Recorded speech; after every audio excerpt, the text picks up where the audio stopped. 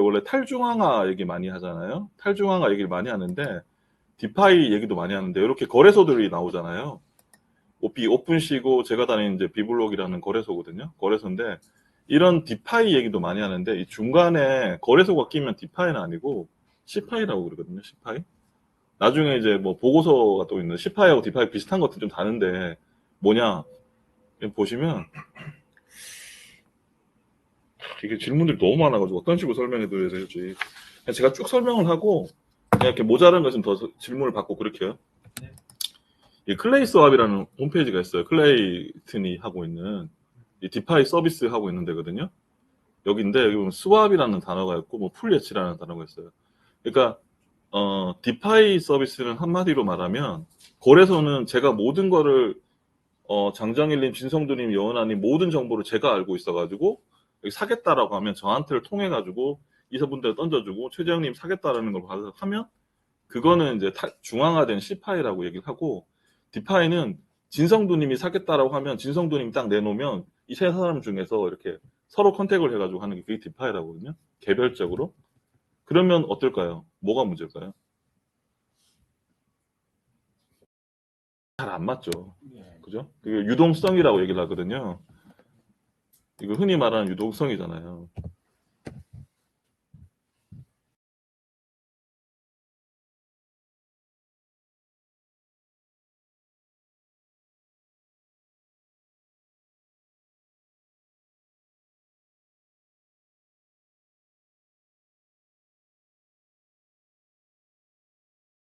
보시면 엄청나게 많은 사람이 사겠다는 거, 뭐, 팔겠다는 사람들이 몰려 있잖아요. 그 중앙에서 업비트가 관리를 해주거든요. 디파이는 이렇게 관리 안 한다는 거거든요. 그냥 알아서 하라는 거거든요. 진성두님이 사겠다고 하면 직접 이 사람들한테 가가지고 직접 하라는 거거든요. 그러면 거의 불가능하지 않을까요? P2P죠. 그게 이제 디파이의 개념인데, 근데 요런 거는 이제 여기서 업비트나 코인원에서 하는 거는 이제 파이낸스, 이제 블록체인 금융은 맞는데, 디파이는 이제 여기서 직접 하는데 대신 이 클레이스하고 같은 데 해보면 아시겠지만, 중간에, 그, 디파이는 어떻게 생각하면, 저는 ATM이라고 생각하거든요, ATM. 은행에 가시면 ATM 있잖아요. ATM 있으면 돈을 누가 넣어놔야 되잖아요. 근데 원래는 은행이나 ATM 회사가 넣죠, 그거. 그리고 수익도 자기들이 가져가잖아요. 근데 클레이스왑은 그거를 여기서 만약에 클레이스왑이랑 이런 거죠. 비트코인하고 이더리움 바꿀 수도 있고 이더리움 스왑이란 여기서 말하는 스왑은 비트코인도 바꿀 수 있고 비트코인이 이더리움 바꾸고 이더리움이 뭐 테더로 바꿀 수 있는 그런 거 스왑이라고 그러거든요. 그러면 1테더에 맞는 만큼의 이렇게 넣어놔야 되잖아요. 누가 넣어놓을까요, 그거를? 못 넣어놓잖아요. 넣을 이유가 없잖아요. 진성두님은 테더를 팔고 싶은데 여기는 BTC를 누가 내놔야 되잖아요. 내놓을 이유가 없잖아요. 대신 이제 대신 넣어주고 이제 이율이나 이런 거 좀 받는 거죠. 대신 넣어주는 대신 ATM처럼 넣는데 그게 이제 유니스왑이나 이런 것들이 많이 있거든요. 스왑 회사라고 하는 뭐 디파이가 물론 딱 그것만 얘기하는 게 아니고 근데 뭐 그런 거를 이제 스왑이나 이런 것들을 얘기하고 그런 것들을 이제 탈중앙화 돼가지고 탈중앙화돼서 금융 업무를 처리하는 거 그게 이제 디파이라고 얘기를 하거든요. 근데 더 복잡해요. 더 복잡한데 여러분들이 제가 다 설명은 못 드리고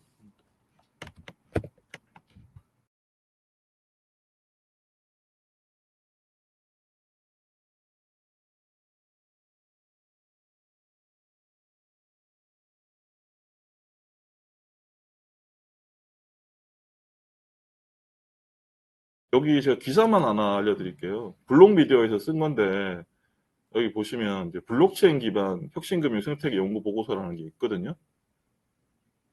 이거를 제가 설명을 해드리면 좋은데 이거를 다 설명하면 이거 한 300페이지 되거든요. 근데 제가 이거를 설명하든지 위치 정도만 제가 알려드릴게요.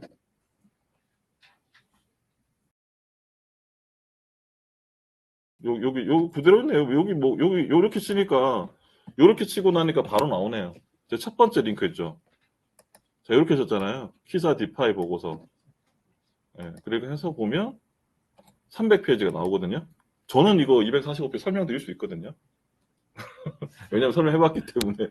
근데 여기서 핵심적인 거 뭐 몇 가지만 디파이에 궁금하신 게 많으니까 디파이에 대해서 뭐 문제점이라든지 여기 질문하시는 것들이 대부분 다 여기 다 들어있어요.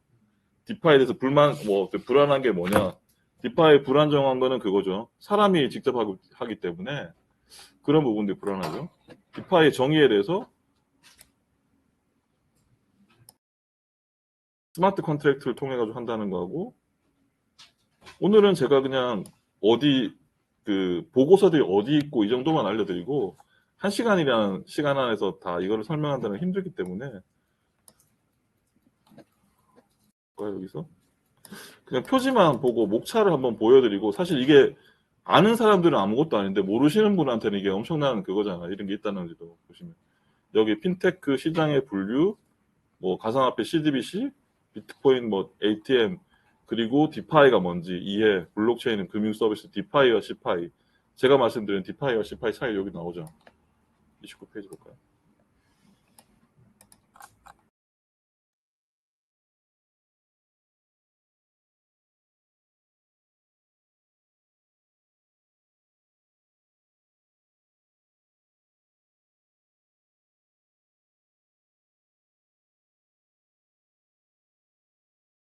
여기 나오네요, 그죠? 디파이에 대해서 정의가 궁금하시잖아요. 지금 디파이의 정의는 이렇게 되어 있어요. 원래 최초에는 탈중앙화 금융이라고 되어 있는데, 블록체인 기반 탈중앙화 금융이 디파이라고 그러고, 다시 블록체인 기반 스마트 컨트랙트를 활용할 탈중앙화 금융 서비스가 디파이라고 표현했어요. 최종 정의는 블록체인 기반 스마트 계약을 활용한 가상자산을 이용한 탈중앙화 금융 서비스가 디파이에 대한 정의예요. 디파이 서비스 어떤 게 있냐? 그건 이 페이지에 다 있어요. 뭐 유니스왑, 제가 말한 유니스왑 말고도 더 많은 서비스들이 있거든요. 그래서 예측하는 서비스도 있고 뭐 이런 거 있어요. 다음 대선에 누가 나올지 그런 거를 맞추는 그런 예측 서비스도 있거든요. 근데 그런 거에 대해서 돈 내고. 근데 이제 문제는 이제 그런 것도 근데 문제는 뭐예요? 다음 대선 결과를 누가 줘야 되잖아요. 블록체인에 그 결과가 있나요, 없나요? 없죠. 그거를 주는 게 오라클이라고 그러거든요. 그 주는 서비스 자체를, 그런 컨셉 자체를. 제가 사실 이거를 막 몇 시간 하는 강의를 짧게 하려고 하니까, 그런 서비스, 블록체인은 내부 데이터밖에 없잖아요. 외부 데이터를 누가 줘야 되잖아요. 그런 걸 오라클이라고 하거든요. 지금 이재명이 당선을 누가 나올지는 모르겠지만 당선될 가능성이 있잖아요. 그 예측 서비스를 내놨잖아요. 그 맞춘 사람 돈을 줘야 될 거 아니에요, 그죠? 그죠? 그러면 그거를 나중에 하는 거, 그런 서비스를 외부 데이터를 주는 걸 오라클이라고 그러거든요. 그런 서비스 블록체인에서 그런 게 있다는 정도. 디파이에 대한 질문들이 많아가지고 그 얘기를 좀 하고 있고요. 이렇게 되면 이제 디파이에 대한 내용들이 막 웬만큼은 다 사라질 거나 있어요. 그리고 디파이에 대해서 좀 불안정한 점이 또 뭐냐? 여기 보시면 아까 이제 디파이, 시파이 얘기할 때 거래소를 통하면, 거래소는 탈중앙화가 아니잖아요. 거래소는 한마디 업비트는 저잖아요. 요 세 명이랑 요 네 명 정보 다 가지고 제가 다 가지고 있잖아요. 그죠? 그러면 시파이, 디파이는 맞는데 탈중앙화 아니 되는 거잖아. 중앙화된 금융이고, 근데 저가 사라지고 직접 다 하시면 그게 그렇게 되는 게 디파이라고 하실 수 있어요. 그리고 디파이의 문제점은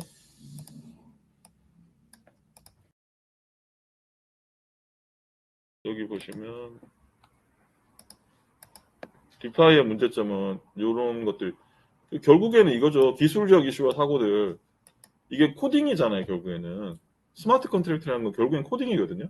사람이 개입을 못하는 거잖아요. 그러니까 사람이 개입을 못한다는 건 좋은 점이 되기도 하고 나쁜 점이 되기도 하잖아요. 최근에 혹시 보셨는지 모르겠지만 기술적 이슈, 코딩에 해킹이 돼서 취약하다는 거, 그게 이제 가장 큰 그거죠. 그리고 만약에 해킹에도 취약하지만 로직이 잘못되어 있다고 하면 이제 돌이킬 수가 없잖아요. 사람이 중간이 없기 때문에. 최근에 여러분들 기사 보셨는지 모르겠지만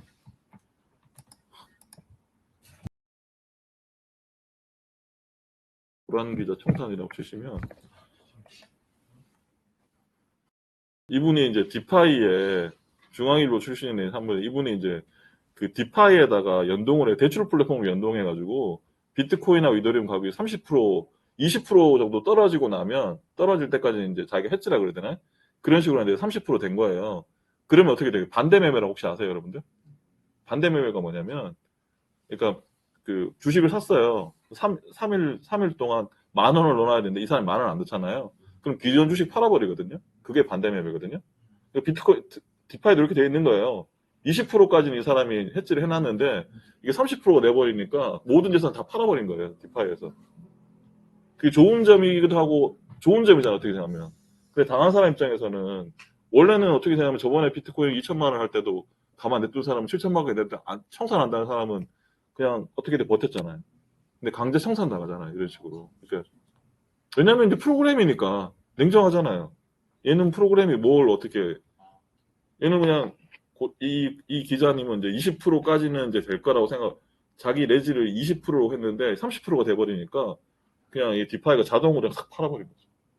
어쨌든 본인 잘못인 거예요. 디파이한테 뭘 할 수는 없잖아요. 디파이는 사람이 아닌데. 그러니까 장점은 사람이 없기 때문에 장점이고 단점은 사람이 없기 때문에 단점이에요. 저는 세팅을 그렇게 했으니까. 그러니까 예. 추세가 되는 그렇죠. 게 예. 이해해서 근데 그거랑 프로그램이다 보니까 오류가 날 수 있잖아요. 코딩을 하다 보니까. 그죠? 그런 부분들이 오류죠. 오류가 나는 부분들 있고 그 정도가 디파이에 대한 내용들. 디파이에 대해서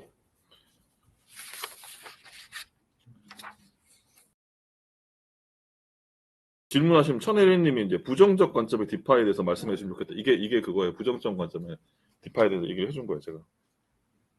그리고 디파이는 어떤 식으로 플랫폼을 발전을 시켜야 되는가.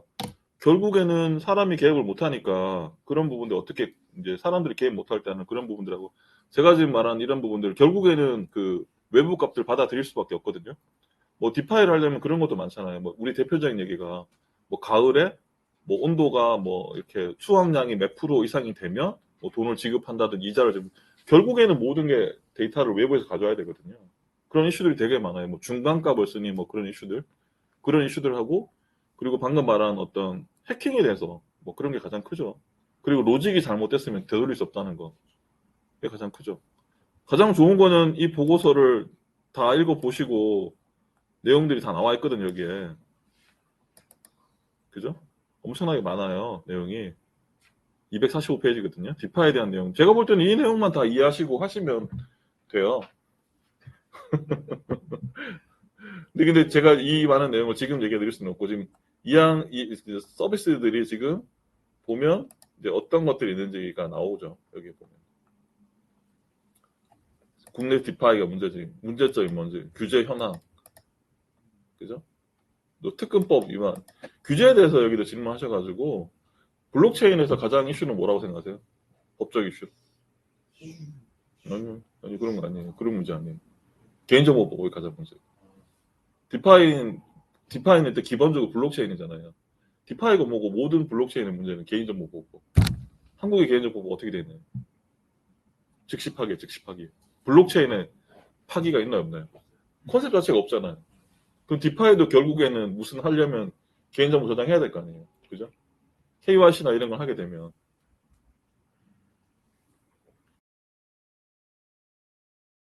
그래서 서비스들을 국내에 있는 서비스들 잘 찾아보시면 개인정보 피해가려고 되게 노력해요.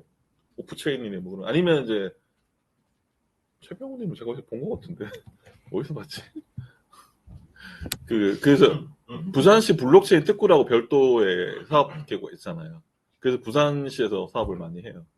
왜냐하면 이렇게 여러 가지 특례 사항들이 있거든요. 그래서 부산시에서 많은 이제 그 특례라는 거는 뭐 4년, 2년 정도 해가지고 그때는 이제 안 되게 해주다가 문제 없게 해주다가 나중에 이제 이게 법으로 못 되면 이제 다시 그거는 어떻게 할 수 없는데 그런 부분들 때문에 얘기를 하고 여기 보시면 지금 질문들이 대부분 요런 부분들이 있는 거죠.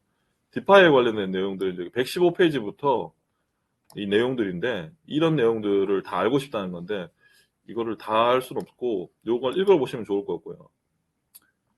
그죠? 근데 대표적인 내용은 했어요. 메인넷의 뭐 기술적 결함을 코딩에 대해서 뭐 이런 부분들 그리고 뭐 이렇게 방금 들은 분 네.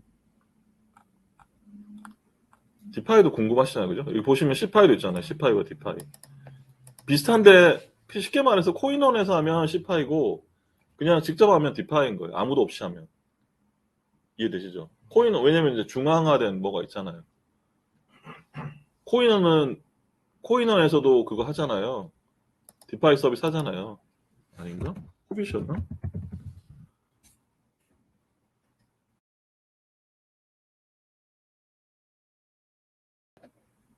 여기 하잖아요. 플러스 이런 거. 이게 이런 것들 데일리 락킹 뭐 이런 것들이 대출하고 뭐 이렇게 이율 주고 뭐 이런 거거든요. 이런 것들이 하는데 얘는 이제 C파이라고 할 수 있죠. 왜냐하면 C파이하고 D파이를 구분하니까 C파이하고 D파이 비슷한데 제가 볼 땐 비슷한데 뭐 어쨌건 사람들이 진정한 탈중앙화는 이제 중앙에 아무도 없어야 탈중앙화니까.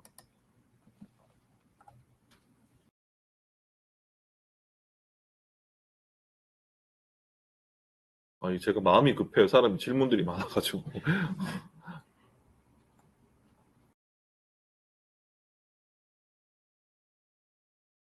여기 있죠? 디파이를 정리하면서 탈중앙화가 이렇게 얼핏 보기에는 전통에서 해석될 수 있다. 그건 아니고 C파이는 우리가 흔히 말하는 C파이는 여기서 보시면 중앙에 거래소가 있는 게 그죠?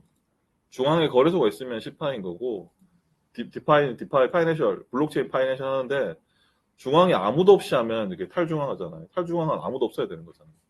그런 게 이제 디파이 서비스라고 하는 거죠. 1대1로 직접 하는 거죠. 근데 1대1로 못 하잖아요. 그러니까 아까 ATM기에 누가 넣어주면 대신 ATM기를 넣어주면 그 돈을 넣어주면 대신 ATM기에 넣어줘 고마워 그러면서 이제 뭔가 다른 토큰에 의해 가지고 뭐 이익을 주는 거죠. 그런 거죠. 그거 말고도 디파이 서비스 더 많아요. 대표적인 디파이 서비스가 뭐 그렇다는 거고. 그리고 부정적 관점을 말씀드렸고 뭐 이런 부분도 이제 가상화폐는 시장에서 현금을 대체할 수 있을까요? 그 원래 최초에는 비트코인이 용도가 광활한 아르헨티나 그 벌판에서 목장에서 이렇게 핸드폰하고 이렇게 하는 그런 컨셉으로 나왔거든요. 근데 지금 시간이 지나면서 이제 비트코인의 어떤 그 세계적인 통화량이 이제 12인가 그렇잖아요. 한국 통화량도 하여튼 되게 많거든요. 근데 그러다 보니까 금융이 되다 보니까 이제는 이제 항상 이제 금융이 되면 문제가 뭐냐면 제가 대책이 자금 세탁 방지인데 자금 세탁이 항상 따르거든요. 왜냐하면 세금도 안 내고 딱 좋잖아요. 증거도 안 남고. 그런 부분들 때문에 현금을 대체하기는 쉽지는 않겠지만 언젠가는 CDBC나 이런 것들도 그런 거니까 언젠가는 되지 않을까요? 이제 CDBC 이런 걸 쓴다는 얘기는 이제 하나도 빠지는 돈이 없다는 거거든요. 통계에 다 빠지는 돈이 없다는 거거든요. 언젠가는 정부에서 쓰고 싶어 하죠. 근데 이제 정부에서 쓰고 싶어 하는 거는 이제 통계에서 빠지지 않는 모든 돈이 잡히는 거고 뭐 범죄를 하시거나 이런 분들은 이제 암호화폐를 쓰고 싶긴 하지만 이제 그 우리 엠번방 사건 얘기하잖아요. 그런 번 얘기할 때처럼 하다가 말았는데 아까 엠번 저 비트코인 얘기하고 엠번방 규제 얘기에다가 넘어갔는데 엠번방 사건은 이런 게 좀 재밌잖아요.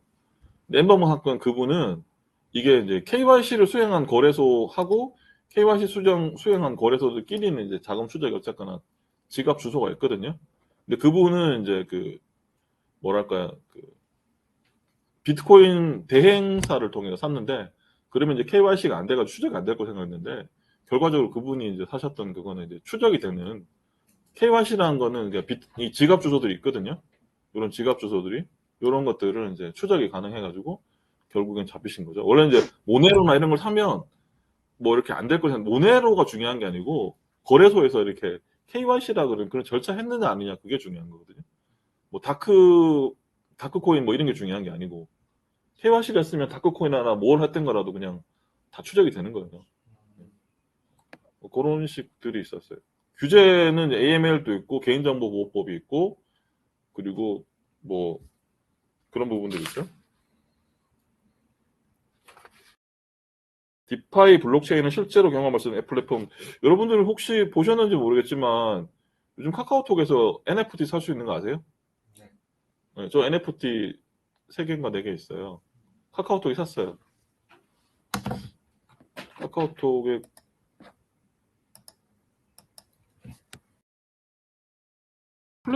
플랫폼 디파이는 이게 클레이 수압도 카카오에서 만드는 클레이에서 만든 거잖아요.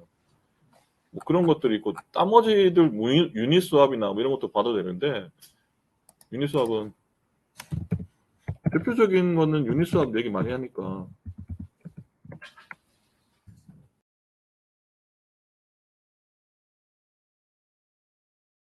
아니면 여러분들 이 코인마켓캡은 아시지 않나요? 그죠?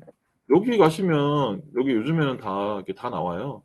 거래소 뭐 포트폴리오 뭐 이런 내용도 다 나와요. NFT 코인들이 어떤 거고 이런 거 다 나오기 때문에 이런 것들이 좀 더 여기 보면 디파이 서비스가 디파이 코인이고 이런 것들이 어떤 NFT 코인도 어떤 거고 뭐 이런 서비스들이 나오니까 보시면 돼요.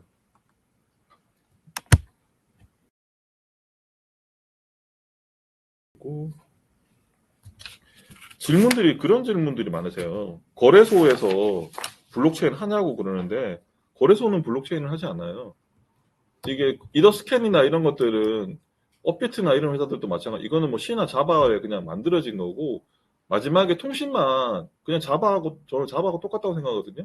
마지막에 서버를 던질 때 자바 서버에 던지느냐 이거를 블록체인 서버에 던지느냐 그 차이인 거지. 웹 서버 이게 결국엔 웹 서비스이기 때문에 이거를 이루고 있는 걸 뭐 이거 프로그램 어떤 회사들은 이걸 뭐 C로 하는 C는 없겠죠. 자바나 뭐 이렇게 Vue.js 이런 거 이용해가지고 웹페이지들 많이 만든 거죠. 그래서 거래소에서 뭐 그런 부분들 물어보신 분들이 있어가지고 그리고 거래소의 미래를 물어보셨는데 거래소의 미래는 어려운 질문인데 쉽진 않죠. 지금 보셨는지 모르겠지만 43개인가 지금 등록했잖아요. 등록해가지고 업비트하고 코인업만 됐고 코빗인가? 됐고 나머지들 기다리고 있는 중이고 근데 어떻게 생각하면 이 거래소가 지금 은행들이 금융회사잖아요. 금융회사는 몇백억, 몇천억 하잖아요. 마지막으로 이렇게 금융회사가 싸게 금융회사가 될 수 있는 기회니까 이게 뭐 성공적으로 안착을 하면 엄청난 장밋빛 미래가 있겠죠. 근데 아마 29개지만 뭐 이렇게 어느 정도 추려지고 뭐 그러지 않을까요? 그런 부분도 있고. 가상화폐의 전망은 저는 장밋빛이라고 생각합니다. 저는 비트코인 1억 가까라고 생각합니다. 근데 뭐 나중에 뭐 저 이렇게 얘기했다고 나중에 1억 안 됐다고 저한테 뭐라 하지 마세요. 저는 그냥 하는 얘기고 저는 저의 생각을 말하는 거고. 왜냐면 비트코인 최근에 가장 이슈는 그거였잖아요. 비트코인이 미국에서 ETF에서 승인됐냐 안 됐냐. 그죠? 그거였잖아요. 그 얘기는 미국도 드디어 비트코인을 이제 승인했다는 거고 이제 부자들이 생각하는 자산의 하나로 축이 됐다는 거거든요. 그죠? 뭐 비트코인 ETF가 캐나다나 이런 나라들은 작년 재작년 되게 일찍 됐어요. 근데 ETF가 뭐냐면 ETF 뭔지 잘 모르시죠? 뭐 지수에 투자하는 거라고 생각하시면 되거든요. 코스피 지수 있잖아요. 뭐 이런 것처럼 그 투자하는 지수인데 그거에 이제 비트코인 지수도 어떤 평가됐다고 생각하시면 되는 거죠. 그러니까 이제 부자들이 생각하는 이제 드디어 자산에 비트코인도 들어갔다는 거죠.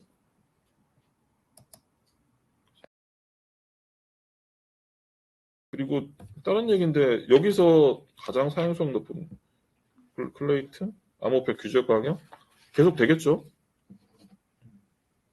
개인정보. 네네네네. 네, 그것도 있고, 뭐, 자금 세탁 방지. 이게 자금 세탁 방지가 더 큰 거야. 개인정보 보호는 어떤 실무적인 이슈인 거고, 뭐 자금 세탁 방지, NFT도 지금 자금 세탁 방지나 이런 부분들이 무시가 되기 때문에, 블록체인은 개념은 아까, 제가 설명을 아까 드렸잖아요. 이런 게 블록체인이죠. 얘가 지금 블록체인 역할을 해주고 있다. 얘가 블록체인 역할을 해주고, 대신 얘로 돈을 받아가고 있는데, 대신 블록체인은 아무도 돈을 안 주니까 그거를 비트코인을 줬던 거예요. 그리고 여러분들 아시는지 모르겠지만 비트코인 피자데이라고 있거든요. 만 비트코인으로 2013년도인가요? 라질로라는 사람이 비트코인 하나 사먹었거든요. 말도 안 되는 지금 만 비트코인이면 뭐. 그리고 제일 처음에는 1비트코인 채굴하면 25비트코인 줬어요. 지금 6.25 25코인, 12비트코인 뭐 지금 6.25 주고 있는데 6.25도 크잖아요. 7천만 원이라고 해도.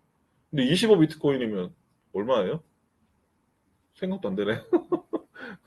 76이 44억이고 4억에 5배니까 20억이네. 옛날에 20억 줬네요. 근데 그때는 20억이 아니었겠죠. 그때는 25비트코인 줬으니까. 그런 부분들이 있었고 블록체인과 NFT 지속적인 상관관계. 블록체인 개념? 블록체인을 어떻게 우수 사례를 얘기하셨는데 저는 이거 얘기 드리고 싶어요.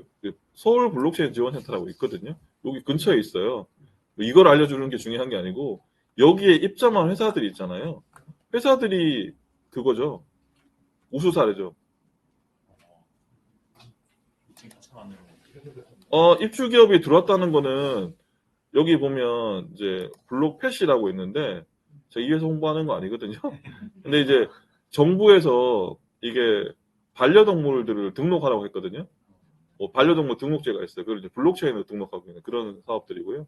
여기 있는 회사들이 다는 아니겠지만 어느 정도 이렇게 승인 받고 들어간 회사들이니까 블록체인 우수 사례라고 할 수 있죠. 알고 계셨나요? 여기 있는 것들? 예. 여긴 다 알고 계시죠? 현장에 가봤는데 근데 실질에 나오는 거는 아직까지 없어요. 그렇게 많지는 않죠. 없어서 제가 네. 질문을 드리고 있는 그렇죠. 그렇죠. 많지 않죠. 거예요. 그리고 사이트가 실례지만 여기 있잖아요. 서울 홈페이지 안 보이나요? 전부인 거예요 혹시? 네, 여기 있는 게 다예요. 네. 서울 블록체인 지원센터예요. 사실 여기 가까워요. 홍대동에서 여기 길 건너 바로 근처에 있어요. 저는 이거 끝나고 센터장님 만나러 갈 거라서 좀 이따 갈 거거든요. 제 블록센터에. 네. 그래서 여기 있는 거랑 또 블록체인 잘 됐다고 생각하시는 거, 그 블록체인이라고 좀 그렇긴 하지만 요즘 그 뭐지? 빌딩 사고 파는 데 있잖아요. 아니 빌딩 지분을 사고 파는 데 있잖아요. 카사 코리아인가? 카사 코리아다 하이퍼레저 패브릭으로 만든 시스템이거든요. 그런데도 어떻게 생각하면 카사 코리아라고 있어요. 처음 들어보세요?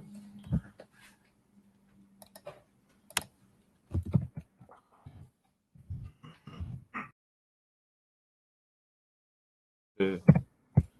보시면 이런 게 이게 얘들 하이퍼레저 패브릭으로 만들었거든요. 이게 보시면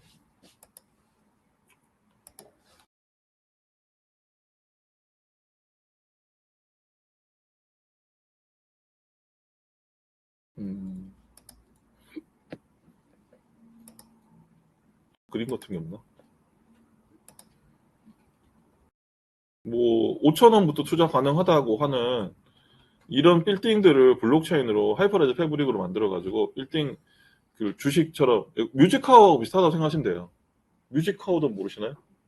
뮤직카우도 있거든요. 뮤직카우처럼 이 빌딩을 나눈 거예요. 5,000원으로. 그리고 사고 팔 수 있게 만드는 하이퍼레저 패브릭 기반의 블록체인 서비스가 있어요. 이 하이퍼레저 패브릭으로 돼 있어요.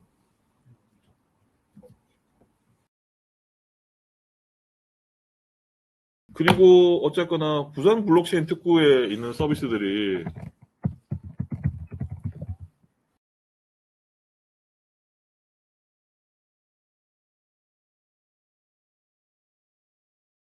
여기에 있는 서비스들이 좀 있어요. 비패스하고 이런 부분들이 상대적으로 조금 더 많이 되죠. 왜냐하면 부산시에 있는 것들이 여기서 뭐 개인정보라든지 이런 거 좀 피해가서 할 수 있는 서비스들이니까 이런 부분들이 좀 잘 돼 있다라고 할 수 있죠. 여기 보면 이제 물류, 관광, 공공안전, 금융, 부동산, 의류.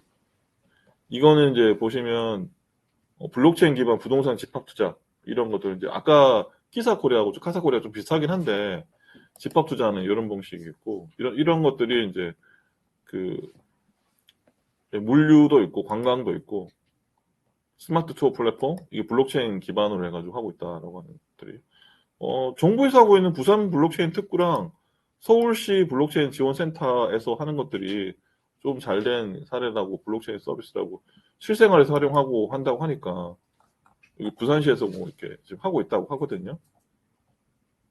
그리고 이번에 부산에 또 NFT 부산 또 행사가 있잖아요. 제가 가거든요. 저 연사는 아니고 그 회사에 내일 가시는 거예요? 금요일 날. 가세요? 네. 뭐로 가세요? 거래처 사람이 거기.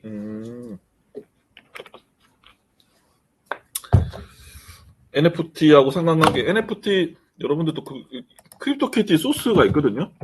크립토키티 아시죠?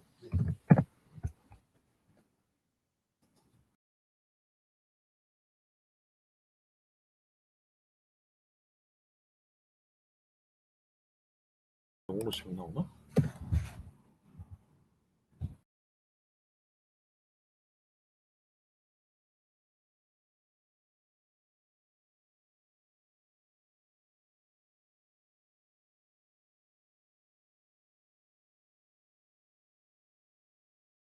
이게 크립토키티 NFT 얘기하면 많이 나오는 크립토키티 아시죠?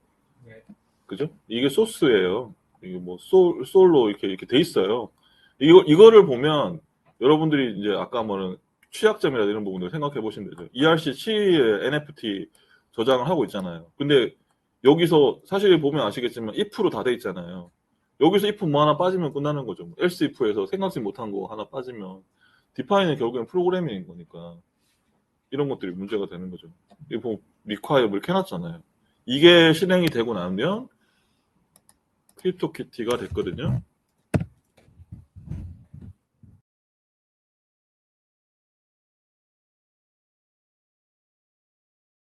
이런 것들이잖아요. 제가 지금 돌아가지고 만들어진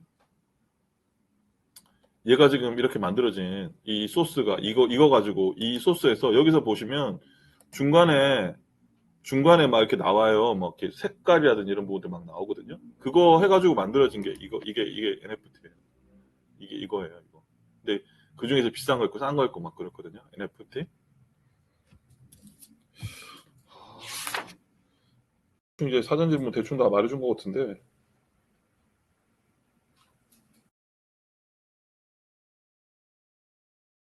블록체인의 미래와 블록체인의 구체적 산업이 어떻게 되냐 이런 부분들은 그러면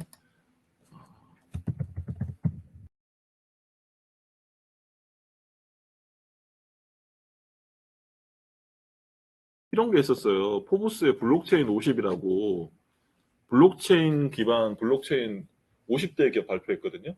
근데 1위가 머스크라고 하는 회사거든요. 해양 물류하는 회사거든요. 그러니까 이 회사가 물론 해양 물류하는 회사가 물론 이 가장 좋다라고 하는 건 좀 그렇지만 상대적으로 여기에 있는 회사들이 물론 여기 있죠. 그죠? 여기 있는 회사들이 물론 지금 현재 기준으로 50대이긴 하지만 상대적으로 이 회사들이 많이 성장할 가능성이 높다라고 봐야 되죠. 포브스 기준으로. 여기 1등은 알리페이도 나오고 한국은 삼성 SDS 여기 나오네요. 50기업이 나오잖아요. 알리안스부터 해가지고 아마존 뭐 이렇게 많이 나와. 이게 안트가 이거잖아요. 알리바바인가? 안트가 알리바바인가?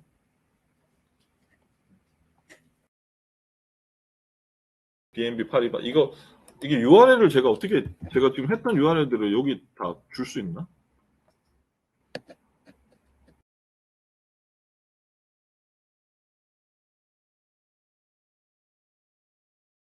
제가 URL을 좀 드려야지 지금 나오는 거죠? 어떻게 해야지 제가 URL 뭐 이런 거 드릴 수가 있을까요? 여기 잠시 눌러주시면 이 URL 친구들. 이렇게 올려주시면 네. 이 질문들이 많이 하셨구나. 이런 것들이 있고요. 지금 질문들 많이 하셨구나. 내가 채팅창을 안 봐가지고.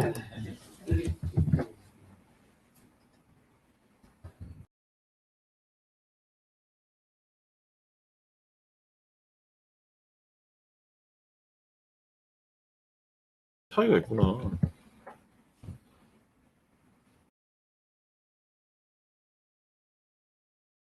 자료 찾아서 보여준 화면이 안 나오는구나.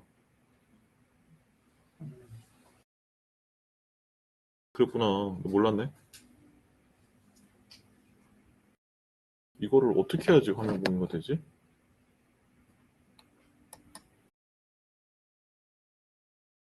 그러면 여기서만 하면 되는 거구나. 네, 화면 공유를 아니요 그렇게 하시면 작아져서 안 되고 잠시만요.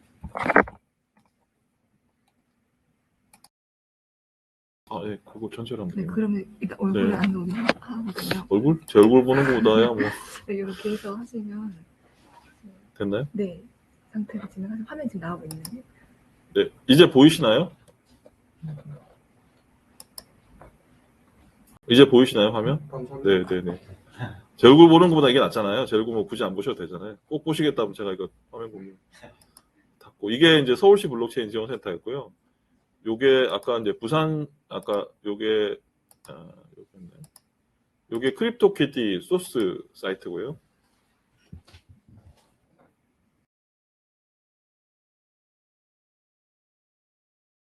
그리고 이게 블록체인 센터 그 혁신 보고서고 아니면 이거 자체를 전체로 검색하셔도 나올 거예요. 블록체인 기반 혁신 금융 생태계 연구 보고서라고 치시면 나오실 거예요. 궁금하신 분은 이렇게 치시면 되실 것 같아요. 아, 이걸 못 봐서 좀 아쉽네요. 그죠? 여기서 아까 디파이하고 이런 부분들이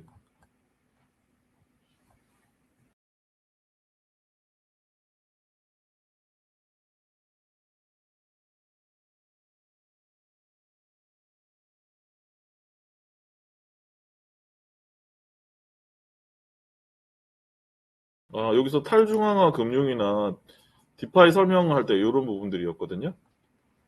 아까 못 봐서 죄송하네요. 이런 부분들이었어요. 이런 부분들.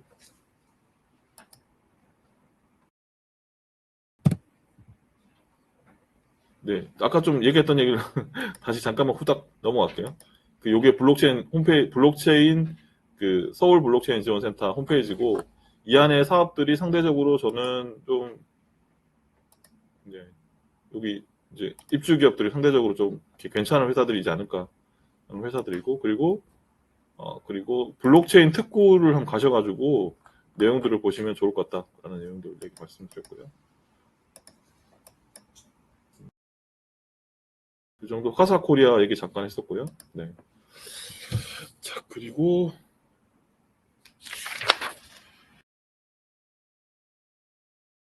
부정적인 디파이에서 아까 그 부분들 법적인 질문이 이더리움 2.0 기반 개발 시 1.0 솔리디티 아까 솔리디티 잠깐 보여드린 이유가 2.0 기반이라고 해서 크게 달라진 건 이더리움 1.0하고 2.0에서 가장 달라진 건 뭐예요? 그 합의 알고리즘이 바뀌었거든요. POW에서 POS로 바뀌었고 근데 개발자들 입장에서는 제가 하이퍼레저 패브릭 강의하고 있는데 개발자들 입장에 합의 알고리즘이 그렇게 안 중요하거든요. 그냥 한 줄 쓰고 말걸요. 그냥 이렇게 합의 알고리즘을 POW나 POS나 이렇게 쓰고 하이퍼레저 패브릭 쓸 때도 합의 알고리즘에 대해서 쓰는 거 없어요. 그냥 한 줄로 그냥 솔로를 쓸 건지 뭐 그렇게만 쓰고 끝나거든요. 그래서 솔리디티에서는 크게 바뀐 게 없지 않을까. 규제가 가장 중요한 부분도 있고 그리고 향후 블록체인 발전으로 가장 핵심적인 테마는 뭘까? NFT이지 않을까요? NFT가 실물에 이때까지 사실 블록체인이 좀 겉돌았다고 생각했거든요. 근데 이제 드디어 이제 뭐 다 나중에 나온 얘기겠지만 메타버스하고 융합이 메타버스 근데 결국에는 이 메타버스 얘기를 할 수밖에 없는데 그러면 지금 현재는 돈을 들고 다니지만 메타버스에서 돈을 들고 다닐 수 있을까요? 그죠? 못 들고 다니잖아요. 그럼 뭘 들고 있을까요? 지금 저희는 이제 그 제가 책을 쓰고 있는데 저희는 이제 로벅스 하고 있거든요. 로블록스 게임 하고 있거든요. 거기 400 로벅스가 거의 9,000원인데 그 제가 용돈 준다고 할 땐 열심히 일하는데 그거 준다고 하니까 더 열심히 하더라고요. 걔가 요즘 관심 있는 게 뭐냐면 그 로벅스의 캐릭터에서 헤어를 막 살려고 엄청나게 열심히 일을 하더라고요. 그러니까 이제 지금 저희는 다르지만 저희 애가 이제 중학교 1학년인데 지금 세대들은 벌써 그리고 미국에서 70% 초등학생이 70%가 로블록스 한다고 그러더라고요. 그러면서 근데 그 메타버스 안에서 쓰이고 있는 것들이 이제 금융 활동들이 다 디파이가 되고 나중에는 그 예술 작품들이 NFT가 되지 않을까 싶어요. 그리고 저희는 그 가수를 알람 워크의 스펙트라는 노래를 되게 좋아하더라고요. 그래서 이거 뭐 TV에서 봤냐, 라디오에서 봤냐고 우리 애가 뭐라는 줄 알아요? 로블록스에서 봤다 그러더라고요. 그래서 우리 애는 노래고 뭐고 대부분을 다 로블록스나 이런 데서 다 배우더라고요. 그러니까 그게 이제 좀 더 이제 10년, 20년이 되고 나면 저희는 아니지만 그래서 그렇게 되면 이제 그 요즘 코인 오르고 있는 거 디센트라이즈 뭐 이런 코인들이 오르잖아요. 그게 NFT 코인이라고 할 수 있잖아요. 그런 부분들. NFT가 점점 블록체인에서 그 블록체인의 특성이 원래 그거잖아요. 변조 불가능하고 있는 부분들이 있는데, 그죠? 그런 부분들이 이제 NFT가 그 어떤 블록체인의 특성도 가지고 있으면서 그렇게 하다 보니까 NFT가 좀 더 핵심이 됐고, 디파이는 뭐 좀 조금 다른 얘기지만 NFT가 블록체인의 핵심 테마가 되지 않을까 싶어요. 저희 비블록 거래소도 그거 이제 하려고 하고 있거든요. NFT 거래소 11월 중순부터 해가지고 하고 있고, 그렇고요. 비트코인 거래소가 금융 분야 외 적용 사례 뭐 지금 말하고 있는 뭐 NFT 그런 부분들이 다 하고 있고요. NFT를 구매하면 어떻게 활용할 수 있나요? 사용 방법은 지금 아까 카카오톡에서 할 수도 있고 저희는 클레이 수압에서도 카카오톡에서 NFT를 어떻게 파냐면 뭐 클레이로 팔거든요. 클레이로. 지금 400 제가 이제 최근에 우국원이라는 작가가 있거든요. 되게 핫한 작가예요. 그림에서 그분이 이제 45,000 클레이 9천만 원이거든요. 그거를 내놨는데 팔렸거든요. 그런 식으로 이제 그 카카오에 그리고 그걸 다시 팔 수도 있어요. 그걸 팔 수도 있고 나중에는 지금 당장은 아니지만 이런 부분들은 이게 이런 부분들이 이제 팔리고 뭐 대여도 하고 뭐 이런 세계가 오겠죠. 그리고 NFTI라 그래서 NFT하고 디파이를 결합한 서비스도 있거든요. 그죠? 그런 것들도 있고요.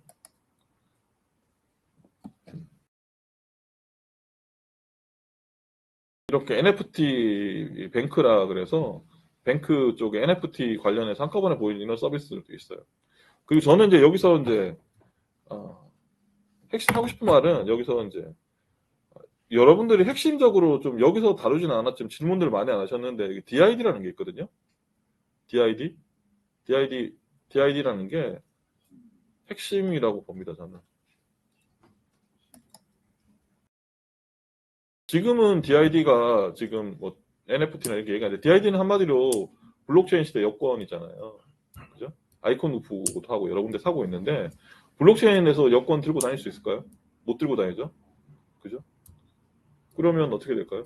그럼 블록체인 시대 보면 지금 저거를 한국에서는 뭐 4개 컨소시엄 이렇게 SKT하고 뭐 신한은행하고 이렇게 컨소시엄들에게 4개 컨소시엄이 있고 글로벌에서도 MS도 하고 뭐 여러 군데 사고 있어요. 신분증이잖아요. 그죠? 여기서 다루지는 않았지만 핵심적인 서비스가 이거인데 이거 질문들은 안 하셔가지고 제가 한번 얘기를 하고 있는 거고요. 나중에는 지금은 이제 NFT 거래소 내는 쪽에 DID하고 연관 안 돼 있는데 이제 왜냐하면 이게 자금 세탁이 되는 거 피하려면 신분증 데이터 따라갈 거라고 봐요. 그래서 글로벌에서 또 이미 다 하고 있거든요.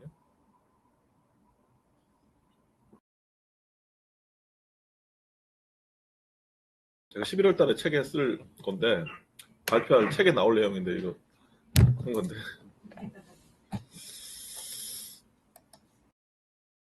그래서 그런 부분들이 핵심이지 않을까 서비스적으로 그런 부분들이 있고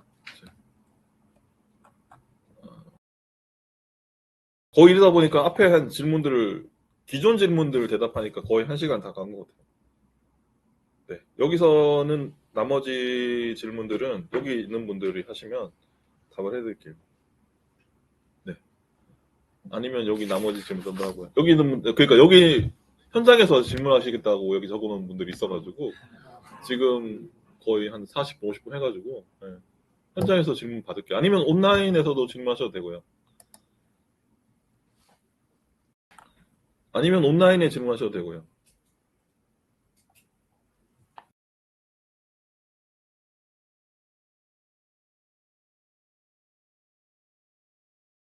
또 질문하라면 또 잘 못하죠, 그죠?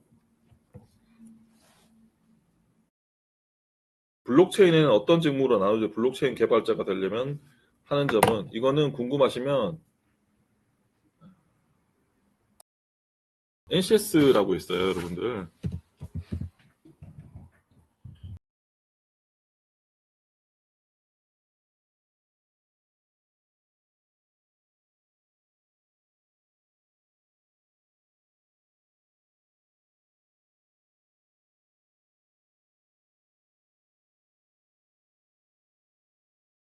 여기 있죠. 블록체인 서비스 기획이라고 돼 있고 블록체인에 관련된 직무들이 지금 여기 이렇게 돼 있죠. 20 정보통신 정보기술 블록체인으로 돼 있죠. 봅시다. 여기서 어디까지로 갈까요? 여기 밑에 가면 이 직무들이 써 있어요.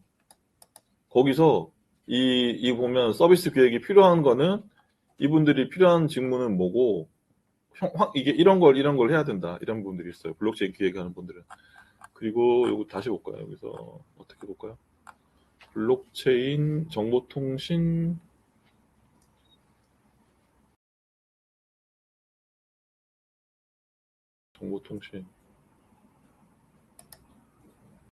정보기술 이런 직무들이 있다고 지금 그런 거예요. 이런 직무들이 블록체인 운영, 블록체인 서비스 계획, 그죠? 블록체인 서비스 개발자가 되시려고 하면 기본적으로 뭐 프로그래밍 능력이 있으면 좋죠. 블록체인 개발자도 또 여러 가지가 나눠져 있어요. 화면을 하실 분이 있고 아니 서버가 있지만 프라이빗 블록체인 하시려고는 하이퍼레드 패브릭 같은 거를 하셔야 되는 거고, 퍼블릭 하셔야 되면 솔리디티 개발을 하셔야 되고, 그게 회사들마다 다르니까. 근데 기본적으로 뭐 자바스크립트나 이런 거를 좀 알면 좋지 않을까 싶어요.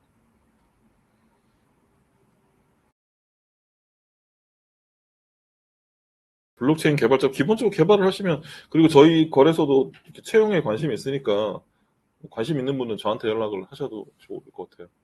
제 연락처는 제 연락처를 여기 아마 저는 제 네이버에서 저 검색하면 제가 나오거든요. 나와서 그 블로그나 이런 데 보시고 연락을 하시면 될 것 같아요. 네, 그렇고요.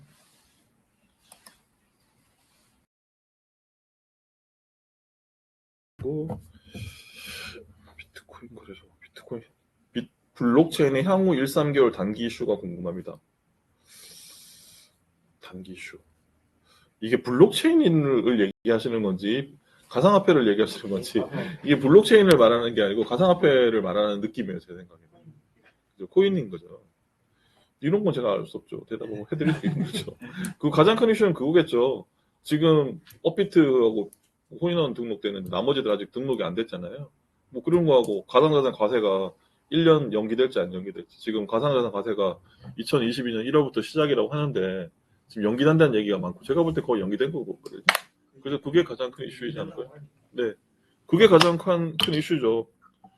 근데 블록체인 자체의 이슈라고 하면 뭐 지금 이더리움 2.0이 이렇게 안착이 되고 있는 그런 서비스가 있고 그런 것들이 있고, 그거 말고는 특별하게 뭐 이렇게 뭐 당장 없고. 그리고 아시는지 모르겠지만 2023년 정도 되면 비트코인이 2,100만 개가 소진이 될 거잖아요. 그게 이슈 어떻게 될까 되게 궁금하거든요. 2,100만 개가 소진되면 더 이상 채굴이 없어지는 거잖아요. 그러면 그럼에도 불구하고 비트코인이, 저는 그런 얘기도 들었어요. 비트코인 어떻게 생각하면 NFT라는 얘기도 들었어요. 맞잖아요, NFT. 한정된, 그러니까 물론 NFT 정의에 맞아가 다 맞는 정의는 아닌데, 비트코인 NFT 정의 중에 하나가 한정이라고 되어 있거든요. 이더리움은 한정이 아니잖아요. 계속 나오잖아요. 근데 비트코인은 2,100만 개 한정이잖아요.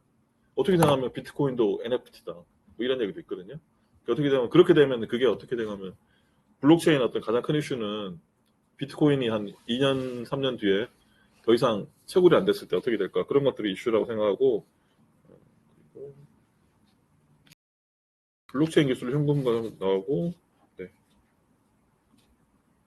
가장 사용성이 높은 디파이 서비스는 아까 클레이 수압에서 하고 있는 예치나 그런 유닛 수압 같은 그런 수압 같은 것들이 있고, 그런데 아까 대표적인 그는 오거스트인가요? 그 예측하는 서비스, 이런 것들이 전 세계에서 가장 많이 1위라고 해야 되나, 그렇게 많이 얘기를 하거든요. 그런 부분들이 그리고 기본적으로 이게 가치가 있으면 대출이 나잖아요. 대출. NFT도 마찬가지고 기본적으로 원래 가장 먼저 시작하는 거는 다 대출이잖아요. 그죠? 디파이도 대출이 되는 거, 그런 부분들이. 근데 대신 이제 디파이는 보시면 아시겠지만, 여기도 저도 수익률을 보면 디파이에서는 수익률이 막 5% 10%는 그냥 이렇게 아주 저금리예요. 저금리. 10% 넘어가야지 뭔가 이렇게 10%도 사람들 욕해. 다 20%는 돼야지. 이 정도는 돼야지. 이런 다 그게 있어요. 또.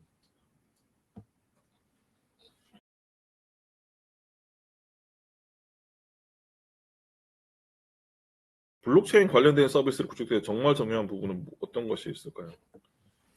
아까 말한 그 코딩에 대해서 할 때 그런 부분들, 이런 부분들, 여기 보시면 이슈가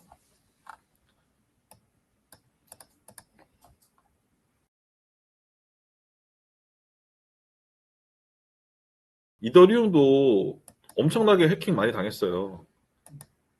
아세요? 해킹 되게 많이 당했어요. 뭐 옛날에. 그래서 그런 부분들 DAO 뭐 얼마였더라, 하여튼 생태계 분석 대출 뭐 이런 내용이고.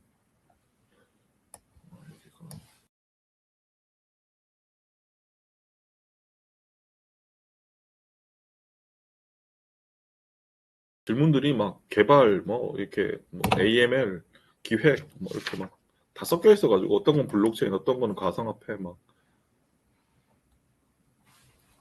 개발도 섞여 있고 막 그러네요.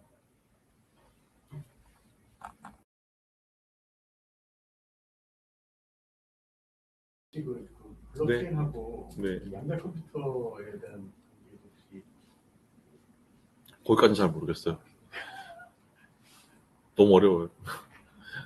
아니 이게 좀 되게 심플한 건데 네.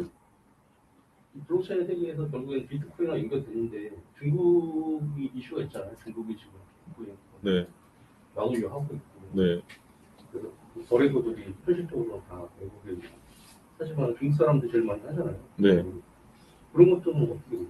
중국에서 이제 정부에서 그 규제가 들어와서 그 시장에 좀 출렁이니까 네. 다른 이 돈을 모으려면 이 돈을 돌아야 되는데 네. 이게 또 다른 얘기인데 두 가지가 있는데 중국에서 블록체인 서비스가 블록체인 서비스를 중국에서 또 별도로 자기들만의 네트워크를 하고 있는 거예요. 네, 뭐 그것도 있고 그 블록체인끼리 이제 뭐 이렇게 연결되는 거 인터체인도 있잖아요. 그런 거를 중국에서도 이미 시도를 하고 있거든요. 블록체인 통합하려고 하는 시도. 근데 지금 이름이 생각이 안 나는데 그런 부분들도 있고 또 아시는지 모르겠지만 중국은 귀향이나 이런 데서 지금 맥도날드 이런 걸 또 CDBC를 이용해가지고 이렇게 결제된다고 그러더라고요. 근데 사실 그게 그 달러 패권하고 연결돼 있잖아요. 그러니까 지금 자기들이 이제 달러 패권, 미국이 가장 큰, 전 세계에서 가장 좋은 나라가 된 거는 그거잖아요. 돈 자기 몸 마음대로 되는, 자기 나라 돈으로 막 찍어내는 거잖아요. 그게 이제 뭐 배 아프고 이러니까 중국도 그렇게 하려고 시도가 있는데 그게 뭐 어느 그렇게 쉽게 될 것 같지는 않은데 계속 그런 시도들이 있죠. 근데 사실 이게 되게 어려운 질문이고 광범위한 질문이라서 어떻게 답변을 드려야 될지 얘기하다가 지금 넘어왔는데 기술적 결함 96페이지 보고 보려고.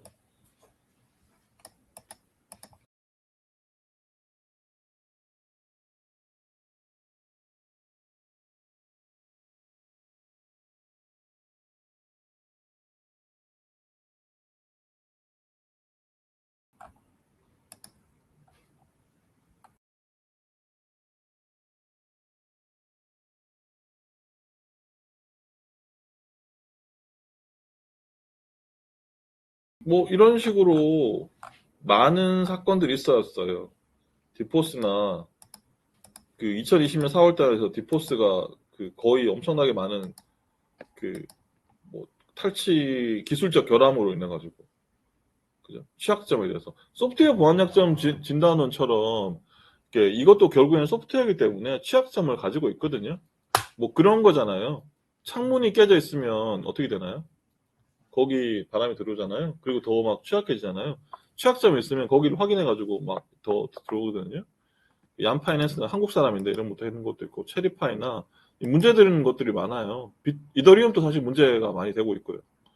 지금은 이제 그런 부분들 많이 개선했지만 그리고 이더리움 여러분들 완성 안 된 거 아시죠? 이더리움 완성된 게 아니에요. 계속 발전하고 있어요.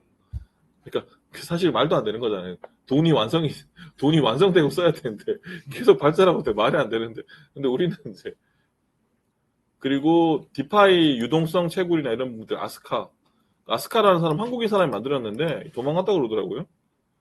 뭐 이런 부분들이 있었다고 그러더라고요. 그리고 최근에 뭐 스퀴즈 코인인가요? 그것도 뭐 도망갔다면서요. 오징어 게임 코인 만들어가 도망갔다고 하고 그런 뭐 여러 가지 이슈들이. 네. 도망갔다는 개발자가 도망갔다고 돈 받아가지고. 예. 네네. 예. 여기서 아스카라는 사람도 한국인 개발자가 뭐 이렇게 디파이 토큰 만들어서 도망갔다고 하잖아요.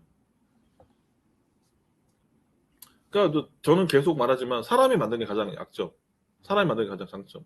근데 사람이 가지고 있는 인공지능 컴퓨터가 만든 코딩된 게 아니잖아요. 사람이 전 프로그래머잖아요. 사람이 항상 약점이 있거든요.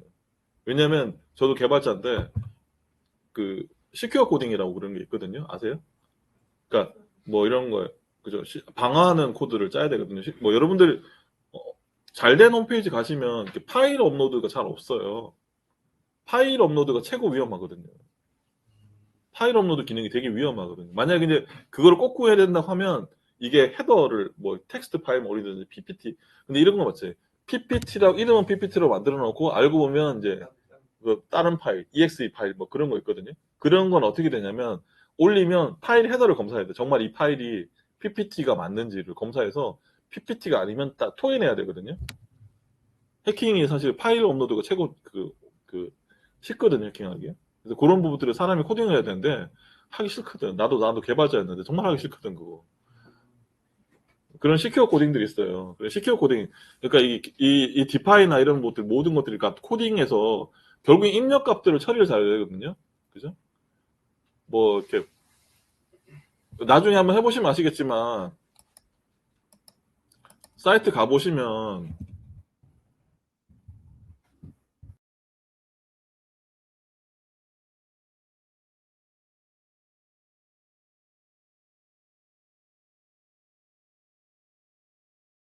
그 코딩할 때 나오는 얘기인데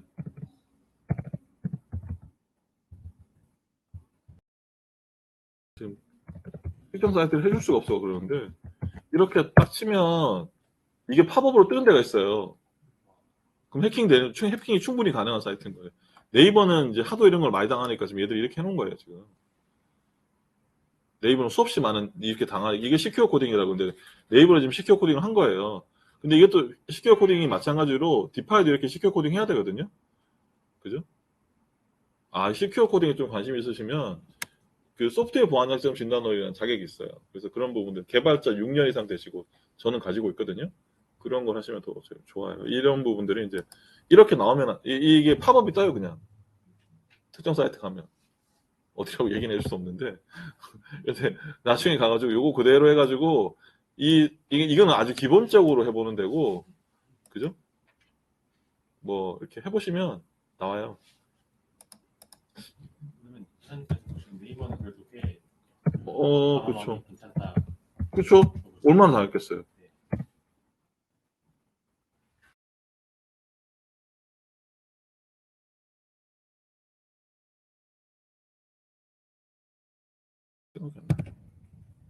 네이버에서도 이렇게 구글에서도 막 이렇게 하시면 뭐 이렇게 해킹 가능한 사이트들 얼마든지 찾을 수 있거든요.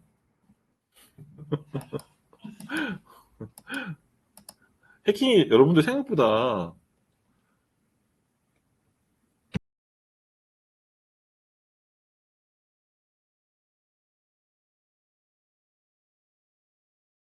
그 해킹을 할 수 있는 사이트들 모아는 구글 같은 사이트도 있거든요.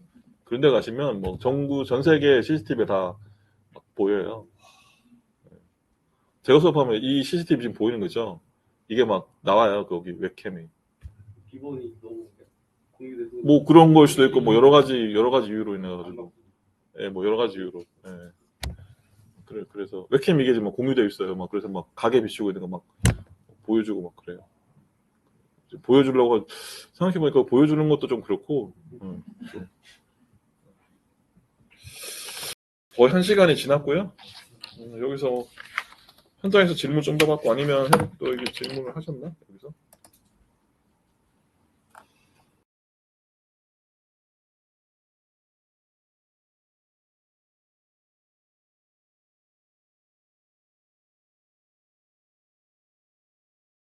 베데코님은 또 제가 또 했던 제가 이제 여기 7층에서 강의하는 것도 많이 했거든요. 블록체인 관련 강의.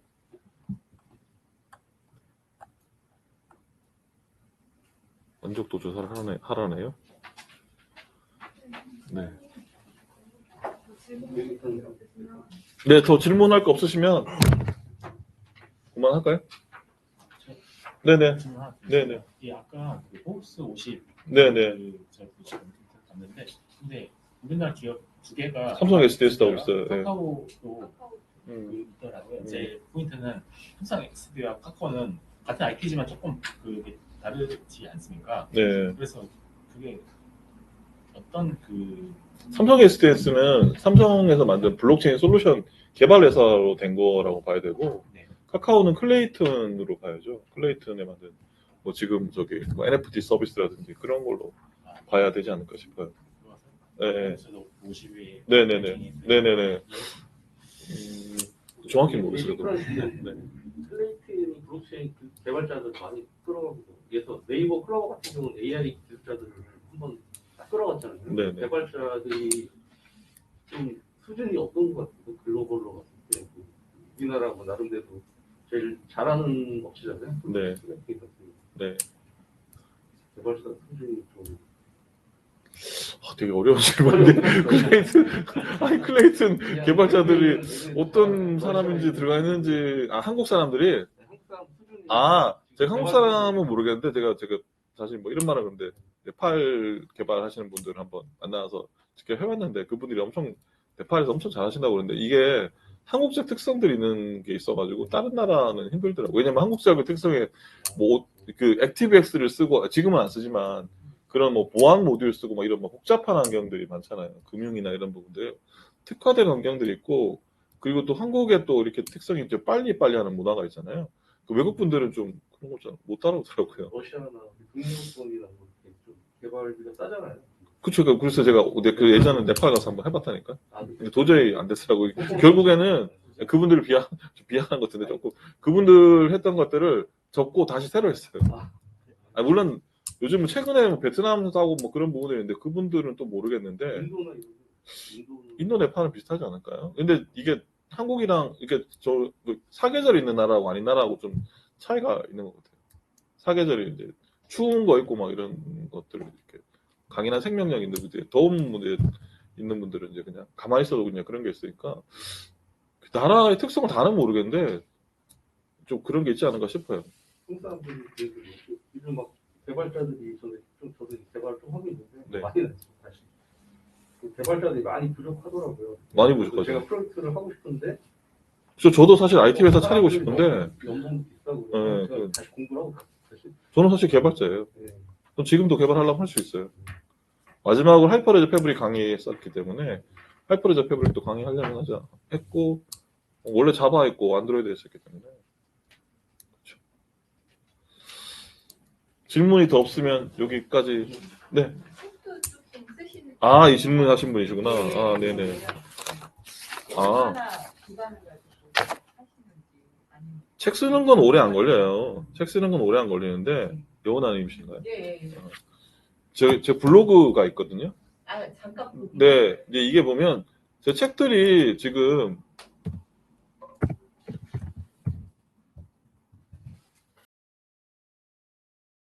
보시면 이게 2,000개인가요? 지금 있는데 2,000개 정도 있거든요. 이게 사실 제가 지금 쓰고 있는 책이 있어요. 여기서 보시면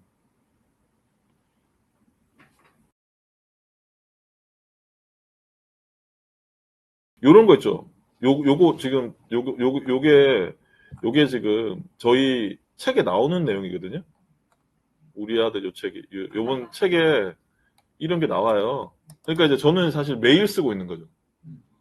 그러니까 근데 책을 쓸 때는 시간이 그렇게 오래 안 걸려요. 대신 글을 매일 쓰고 있죠. 글을 매일. 네, 그러니까 지금 이거 쓴 거잖아요. 지금 이게 그 내용 그대로 가진 않는데 조금 다듬어 가지고 이 내용이 그대로 이게 지금 우리 아들 지금 오픈시에 지금 올렸거든요. 이 내용이 지금 이번에 쓰는 책이 나오거든요. 그쵸. 글을 매일 쓰고 있는 거죠. 근데 책 자체는 시간이 오래 안 걸리는데 매일 준비하고 있는 거죠. 책 제목은 정해졌습니다. 일단 NFT, 디파이, 뭐 메타버스 관련해서 공저를 쓰고 썼는데 제목은 아직 안 정했어요. 예를 들면 지금 뭐 NFT에 기반이 되는 뭐 그런 플랫폼 같은 게 메타버스가 될 수 있잖아요. 메타버스하고 NFT 좀 다른 얘기죠. 네, 아니 아무튼, 그런 것들을 이제 보여주는 그쵸. 서비스들이 네. 그러면 기존에 지금 뭐 블록체인이라는 기술을 가지고 네. 약간 이게 그 사용자들이 예를 들면 개발자 중심이 아니라 네. 좀 이렇게 빨리 접근하거나 이럴 수 있나요? 예. 뭐 개발을 해보고 싶다는 거예요? 개념을 알고 싶다는 건가요? 뭔가? 아니요. 그것을 활용할 수 있거나 이렇게. 제가 지금 아까 카카오에서 만든 아, NFT를 그런 구매하고 이런 것들이 그런 플랫폼들. 네, 그래서 근데 사실 아까 뭐 클레이 스왑이나 뭐 이런 데 가도 좋고 아니 오픈시 같은 NFT를 구매해보고 해보면 좋은데 근데 지금 현실적으로 지금 서비스가 뭐 블록펫하고 이런 서비스들이 있긴 있는데 막 그렇게 막 현실에 와닿진 않잖아요. 네, 현실이 안 네, 와. 와닿았잖아요. 근데 NFT는 이제 우리가 이제 예술 작품이고 미술 작품 사듯이 그렇게 사면 되는 거니까 그게 와닿을 것 같아요. 저는 이제 지금 제 여기 보이는지 모르겠는데 저는 이미 샀거든요. NFT. 저는 비트코인 초기 시장이 있듯이 지금 이것도 지금 초기 시장이라 생각해서 이게 뭐 아무도 미래는 알 수 없죠. 미래를 알 수 있는 것들은 제가 이렇게 사나요? 비슷하다고 돈 될 거만 사지. 저는 이게 보이는지 이거 안 보이죠 이거? 보이나? 안 보이죠? 이런 게 하여튼 제가 지금 NFT 2개 있고 뭐 이렇게 있어요. 저는. 카카오톡에서 구매를 네, 샀어요. 네. 그러니까 뭐 아까 말한 이제 우구건의 그런 것들도 있고 뭐 이번에 산 건 방앤이라고 해서 그거 샀고 뭐 이런 부분들을 샀어요. 그런 부분들을 한번 해보시면 NFT도 블록체인이거든요. 좀 특화된 블록체인이지만 그죠? 그거 말고는 지금 현실적으로 와닿는 서비스가 그렇게 없어요. 근데 이제 아까 말한 저기 여기 말고 나이파에서는 POC 과제들이 있거든요.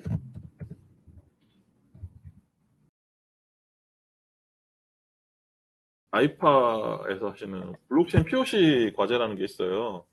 이게 뭐냐면 과기정통부에서 블록체인의 저변을 확대하기 위해서 이게 돈이 될지 안 될지를 좀 이렇게 검증해주는 사업들이 있거든요. 그죠? 이런 사업들이 있는데 2020년도에는 과제 모집을 했는데 지금 여기 있죠. 중견 기업들이 이거를 이제 블록체인으로 서비스를 해도 될지 안 될지 정부 지원해가지고 확인해주는 서비스거든요. 지원해주고 있는 거죠. 여기 있는 것들이 여기 보면 이제 블록체인 뭐 여기 나오는 것들이 뭐 100% 완전한 서비스를 할 수 없지만 그래도 조금 뭐 이렇게 활성화된 서비스를 할 수 있죠. 여기 있네요. 건강한 급식을 위한 블록체인 기반의 식재료 관리 시스템 기술 검증. 근데 현실적으로 와닿는 건 아직은 없죠. 누구나 일상에서 와닿는.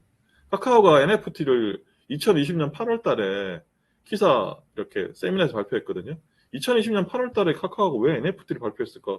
그랬는데 1년 딱 지나니까 카카오티가 준비한 이유가 있네요. NFT가 현실에서 와닿는 거죠.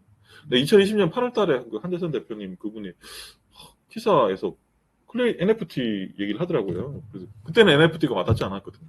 근데 지금 1년이 딱 지나고 나니까 어떻게 됐나요? 2020년 8월에서 1년이 지나고 나니까 지금 NFT가 다 대세잖아요.